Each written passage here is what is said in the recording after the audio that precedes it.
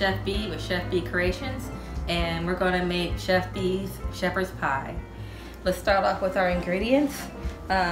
We have some ground beef. We're going to use about 1.5 pounds of this. We have our beef stock, about 2.5 cups. We have our wine. This is a Merlot, but you can use any red wine to your liking. We have 2 onions, 12 ounces of peas and carrots. We have 5 russet potatoes, and then we have all of our seasonings. We have Italian seasoning, salt, pepper, nature seasonings, onion powder, and garlic powder. And we're going to use about 1.5 tablespoons of minced garlic.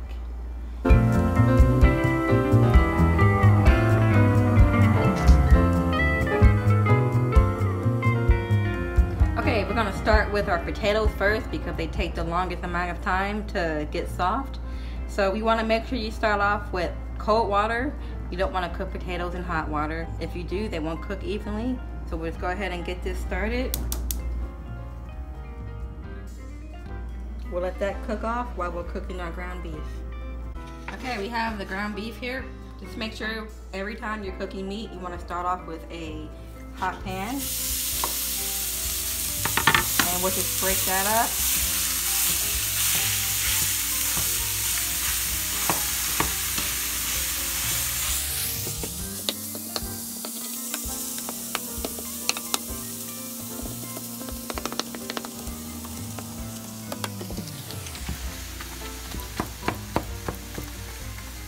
Get out all your frustrations if you're mad at somebody. That's why I love cooking.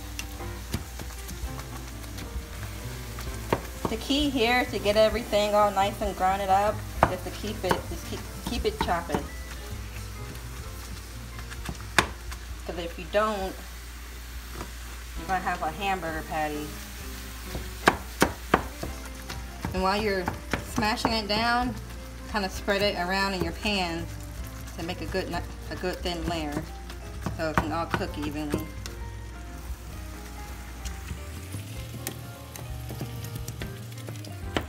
This ground beef here is about a 80-20 blend, but 73 or 80-20, it doesn't matter. We're just going to strain out the fat anyway, so it doesn't matter how much is in your meat. But the less fat, the leaner it is. And the more meat you get when it has less fat.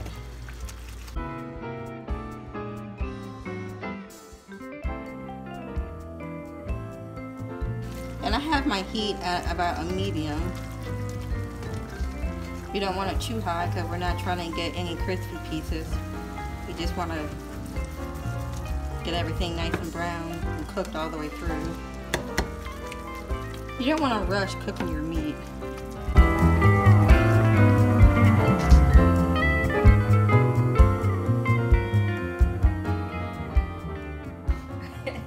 Okay, so our ground beef is all nice and cooked now. I went ahead and strained off all the fat on it. Then after you do that, put it right back in that same pot.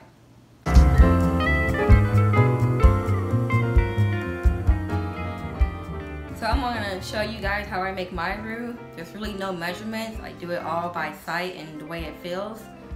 We're going to start off with just a little bit of flour here. And this is vegetable oil. If you have a soybean allergy, you can use canola or a 80-20 blend of either canola and olive oil, or you can just use plain olive oil. So just add the oil to it. While you're doing it, just mix it in. Some people like to cook their roux. That's fine if you're making a gumbo. I do that. If I'm making a quick sauce like this, I just go ahead and make it in a bowl. Some people will refrigerate their roux after they cook it. I like to just do it this way and just set it on my countertop. That way it's nice and smooth. because it gets kind of hard when you put it back in the fridge.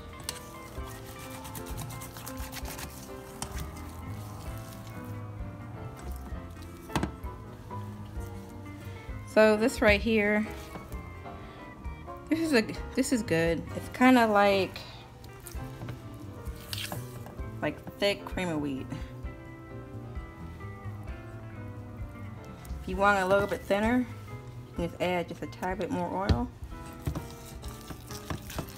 Make sure it's all incorporated. So we use a roux when we want our gravies to be kind of cloudy, like a traditional like country gravy, or if you're making smothered pork chops, or in this instance, our shepherd's pie. Now, if you want your sauce or your gravy to be clear, you would use cornstarch. It's called a slurry if you use cornstarch. You use the same process, but instead of oil, you're going to use water. And it's not going to be thick at all. It's going to be nice and watery. Okay, and that's how you make a roux. So we're going to make the gravy for the pie. We're going to add our stock, and then we're going to add some of the wine.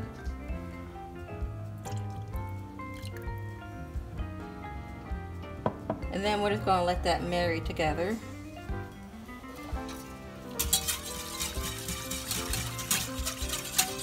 Once it starts to boil, you know all the alcohol is burnt off and it will just leave the flavor. Okay, so our beef and wine mixture is already at a boil. So that's when we want to start to thicken our sauce. So we'll go a little bit at a time. We want to stir this kind of fast. The faster that you can stir, the less lumps we're going to have. And you want to do it a little at a time because we don't want to over thicken it.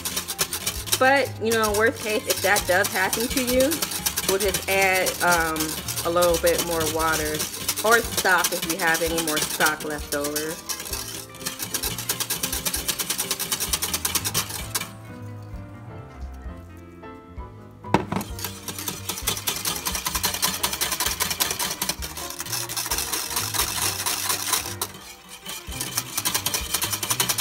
Add too much at one time, it's just gonna be lumpy. And then if that happens to you, we'll just strain that off with a fine wire mesh.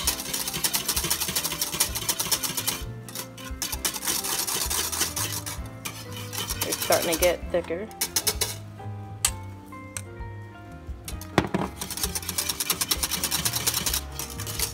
The heat I have now is a little higher than a medium heat. So let's just lift it up a little bit to see how thick it is. We want it just a little bit thicker.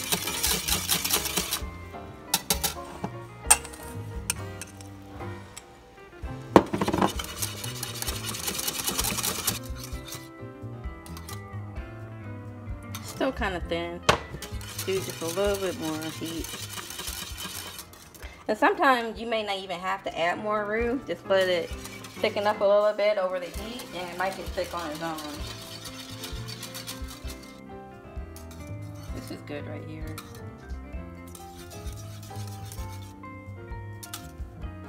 It's a nice thickness. So go ahead and turn that off. Okay, our potatoes are all nice and soft. You can see here they are nice and tender. If you see your potatoes start to boil over, just add a splash of cold water and it will reduce all the starch that is forming up on the top. So we're going to take this and strain it out, and then we're going to put it in a bowl to make our mashed potatoes. Okay, we're going to get started with our mashed potatoes. This is your preference. It's all to your taste. So we're going to add some butter.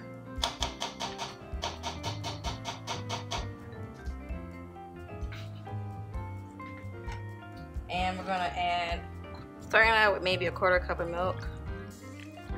We don't want them too soupy, because they need to stand on top of the pie. and you can just pick your favorite seasoning. My favorite for the mashed potatoes is the nature seasons. So we'll just go ahead and sprinkle that in, and there's no exact measurements. It's just how you want it to taste. So I'm going to use a hand mixer to mix this up. I want them nice and smooth. You can use a potato masher, but again, I want them nice and smooth.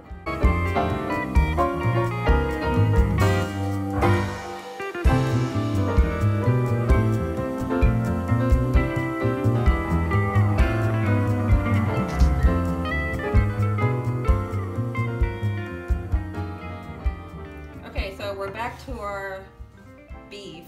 Go ahead and turn your burner on to a medium heat. We're going to get everything warmed up again.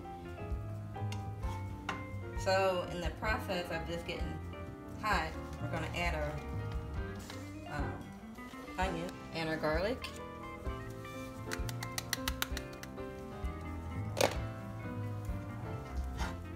Get that all mixed in.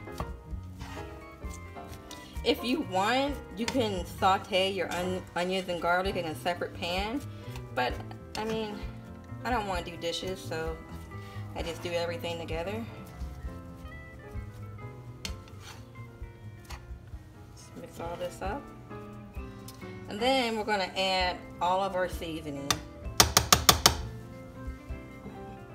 So to recap, we have the Italian seasoning, we have salt, pepper, or nature seasons, then we have onion powder and garlic powder.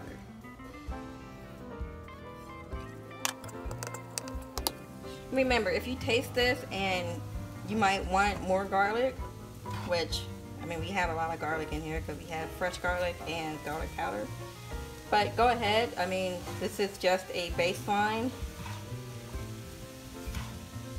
So we're going to warm this up and let it cook until the onions are nice and shiny and soft. When I watch videos like this online, I just wish I could smell what they're making, and I gotta tell you, it smells pretty good right now.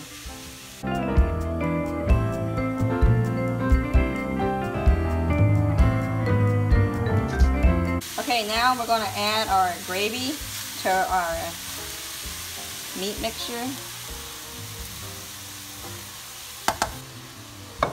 And then we're just gonna make sure it's all coated. Go ahead and turn your burner down low, because right now everything is already cooked. If you don't have a skillet big enough to do this, you can do it in a pot. Just make sure your burner is on low. And then now we're going to add our peas and carrots. These are just frozen, a bag of frozen peas and carrots. You can put this in frozen. You do not have to cook this ahead of time. The heat from the meat will defrost everything. And if you do it this way, your vegetables won't be mushy inside your shepherd's pie. Okay, we're ready to start building our pie. You can just spoon the mashed potatoes on top and just spread it smooth, or you can use a piping bag to pipe it through. I just have a normal star tip that I'm going to be using. An easy way to fill your bag without having any mistakes is just to get an everyday drinking glass, and all you're going to do is put this in the bag, back in the cup, and just fold it over and open it up. That way you can make sure everything gets inside here. So we're going to start off with a little bit of mashed potatoes. Okay, so we got that in there. This is just a everyday casserole dish. You can put it in anything you want. It doesn't matter. Anything that is oven safe, you can go ahead and use. So So we're gonna scoop just halfway because we need to make room for the potatoes. And you can spray this. I typically don't because it's not gonna be in the oven all that much. And you know, if you're in a hurry, you don't really need to put it in the oven because everything is already cooked. But since we put the vegetables in while they were frozen, you just want that extra heat to make sure they're all nice and reheated. So now we're ready to start piping. Just push everything down to the tip until you see it come out a little bit. And we're going to slightly give pressure to the bag. We don't want to push too hard because it might splatter. So we're just going to nice little piping.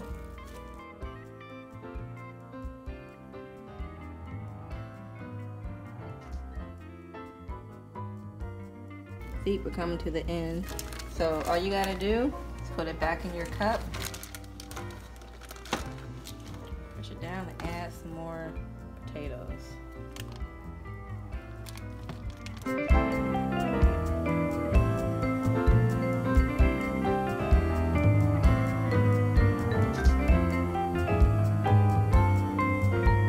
Our shepherd's pie is all ready to go in the oven, and this whole thing, it may not get brown. You might want to put an egg wash on top of that if you want the topping all nice and golden.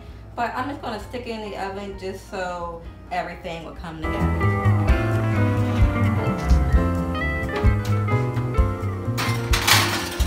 It's been 20 minutes now. We're just going to take it out.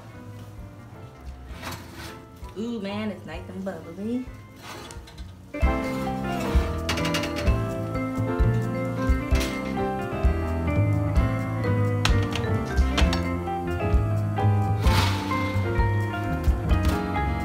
You don't want to cut into it right when it comes out the oven, so we let this cool off for a couple minutes, and we're just going to get a nice scoop. Kind of had a little crunch when you get into it. Now you see here, you got nice meat to potato ratio. This is a nice casserole to make for a potluck, or if you're just busy and just don't know what to make, we have shepherd's pie. Thank you for watching my video on how to make your very own shepherd's pie. If you have any questions, go ahead and leave those comments down below. Just go ahead and hit the subscribe button so you can watch more videos by Chef B Creations. Thanks.